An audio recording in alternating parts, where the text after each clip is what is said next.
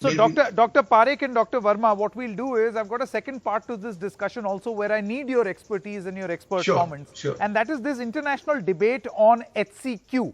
I'm sure you must have heard of it, hydroxychloroquine, and Dr. Parekh seems to be laughing. Well, there is a study by Lancet which says that there is increased mortality with HCQ.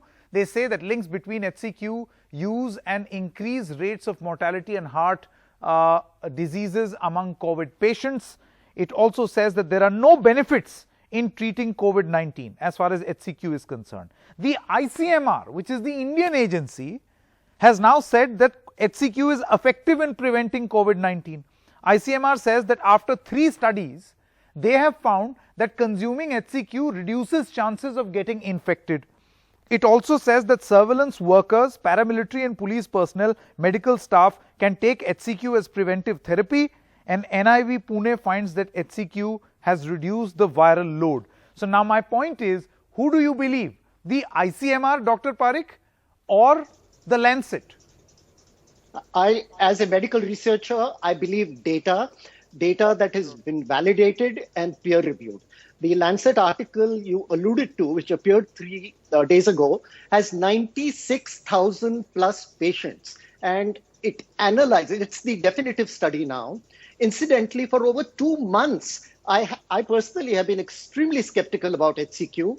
As you probably are aware, the story started with a half-baked, ridiculous study conducted in Marseille. And when that study was conducted, it had numerous faults we needn't go into. The President of the United States went ecstatic over it, called it a game changer, and that changed things. At that point, a month ago, I was asked about it. ICMR then said that this should be given prophylactically. That was their position, based on no data. But the Marseille study, which was quite an absurd study actually now, and now everybody thinks it was a ridiculous study. And at that point, I was asked, and I said, the ICMR may say anything.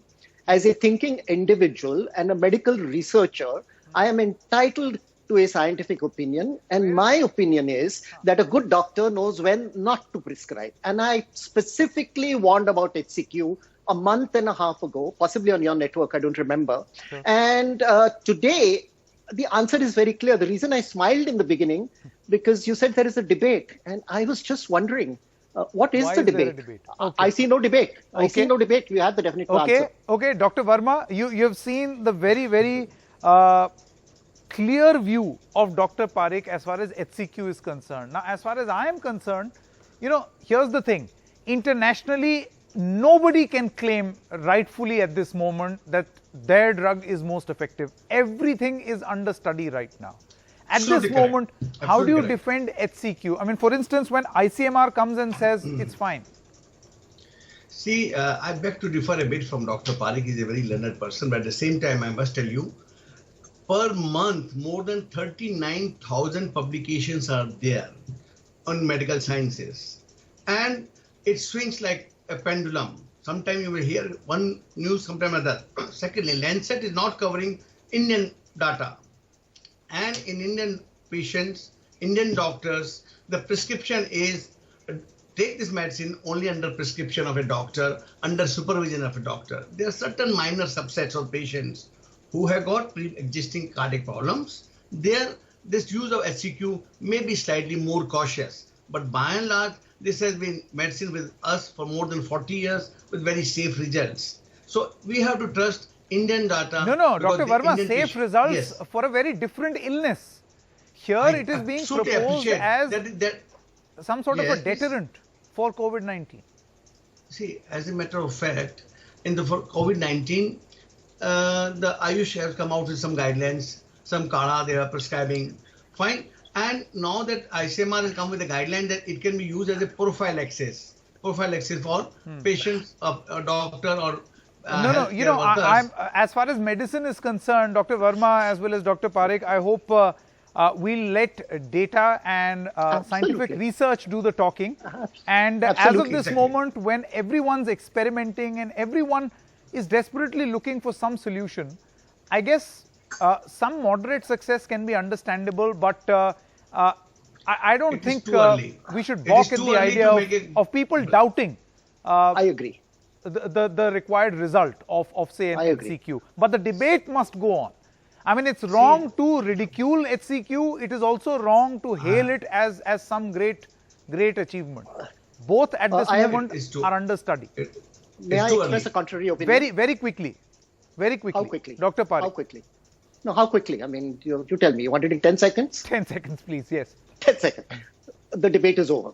Okay. The Lancet article is a definitive study. At no point during this debate was there any unequivocal data supporting HCQ, and a guideline should ideally depend on data. I am willing to accept the ICMR's guideline if they can back it up with Indian data, which is peer reviewed. If they can give us the numbers, if they can give us the statistical analysis, I'd love it. Now, but in the absence of that, that is a challenge which I'm sure the ICMR will like to take, because it's a scientific organization which will take up that challenge. Dr. Rakesh Verma. ICMR data. I will still trust ICMR data. Okay. So ICMR versus Lancet, as far as Dr. Verma is concerned. But Dr. Parikh says this debate is over. Sorry, the debate is data versus a guideline. Okay, data versus data is a different debate. Run out of time. Thank you so much, because I don't want this to turn ugly. The idea is to just suggest that let's trust science over what we feel is correct, or the gut feeling. I also want to introduce Dr. Isaac Bogoch. He's a noted physician. Dr. Bogoch, thank you so much. He joins us from Canada. Do you think, and let me start by asking you about lockdowns, because that was our first story. Do you think they work?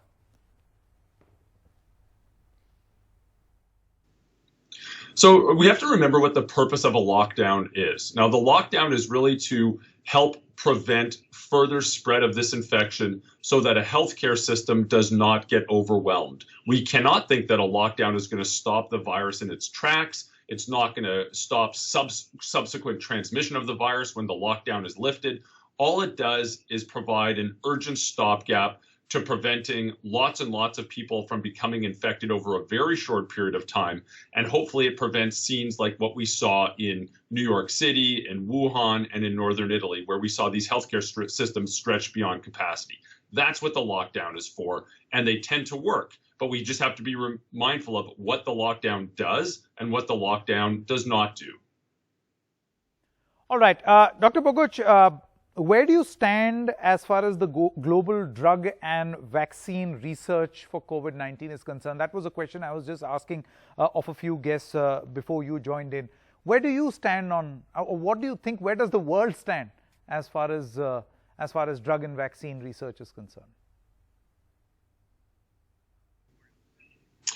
Well, I mean, we're sitting on the cusp of having some fantastic clinical studies available to us. And we've heard of one now. So we now know that there's one drug that works pretty well. It's called remdesivir. And, you know, the drug was really helpful in patients who were sick enough to be in hospital. So not for people who were outside of hospital. And it essentially shortened people's hospital stays. It didn't make them better. It wasn't a cure, but it certainly was helpful in shortening the length of time that people were in hospital. So it likely has some role.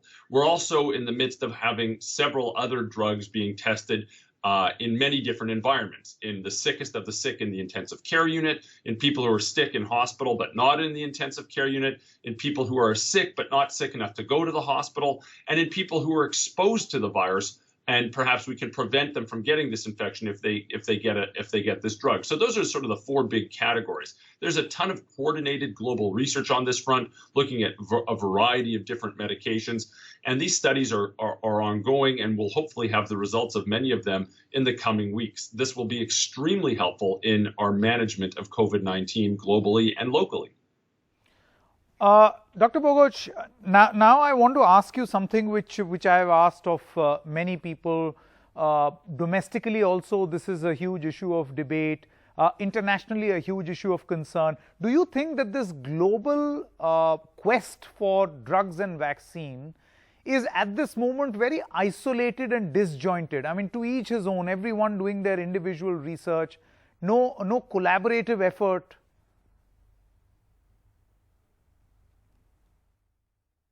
I think there's a couple of things we should consider. On the one hand, the more teams that are working on this, the better, because we know that when we're looking for drugs and when we're looking for vaccines, probably only 2 to 3% at best will be successful. So the more teams that are working on this, the better. Now, that doesn't mean they should all be working in separate silos, completely independent from each other, but it is helpful to have, there's certainly over 100 teams working on a vaccine right now, and I think the more the merrier.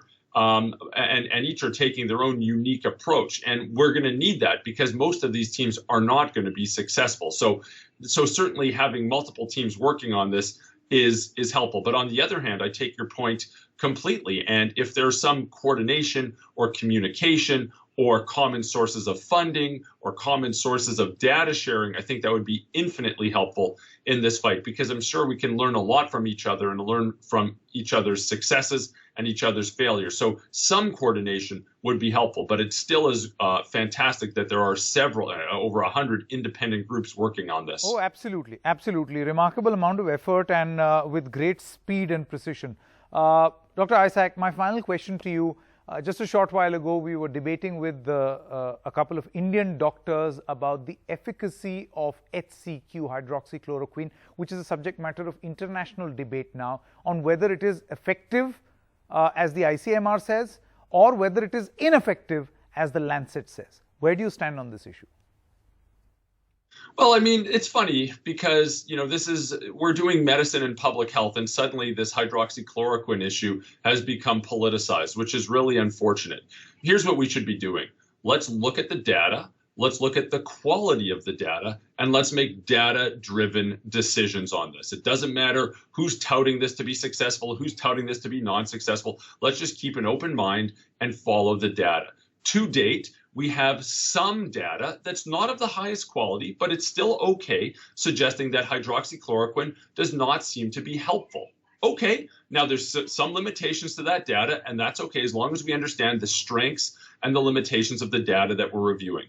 The other important point is that in the next few weeks to months, we'll have better quality data available, data from what we call randomized, placebo-controlled clinical trials. That's a much higher quality of data, and that data will more definitively address the issue whether or not hydroxychloroquine, or if it's related drug, chloroquine, will be effective in treating or preventing COVID-19 infections. I suggest people who have very strong opinions on this drug one way or another, pro or against, I suggest that they keep an open mind, because we will have much better evidence available in the future that might help drive clinical decision makings. Having said that, looking at the evidence we have to date, no one should be surprised or angered or upset if the drug does not appear to be successful. But let's keep an open mind until these studies come out. And one last point on that, as you point out, these are drugs. This is not candy. These are drugs. There are side effects associated with these drugs. And one of the side effects, if people are not taking it under appropriate medical supervision, can be cardiac side effects. So we have to be careful when we're using it, and let's use it only if we know that this is going to be effective and have some benefit to people with COVID-19 infections. An extremely robust opinion there on HCQ, perhaps the most non-political that I have heard, since you mentioned that this matter has become politicized. But thank you so much, Dr. Isaak Bokoch, for joining us right here on MQE. That's a wrap in this edition of Trending Tonight. News continues right here. Good night.